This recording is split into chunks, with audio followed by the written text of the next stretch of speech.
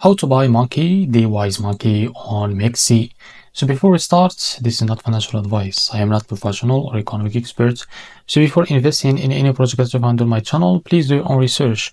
Now go and open this token in CoinMarketCap, and after that click on markets. Now after that, what you need to do, as you can see, this is the MEXC. Just click on here, the pair, and after that you will be redirected to MEXC websites. As you can see, make sure to log into your account and have some funds on your account to be able to buy this token. As you can see, this is the page that you will use to buy this token. So for this, you have two options, buy and sell. For this, we need buy.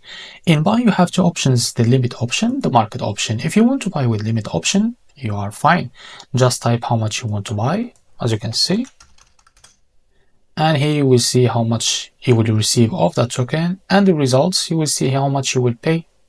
Or you can enter how much you want to buy of Monkey too. And after that, go and click on buy Monkey.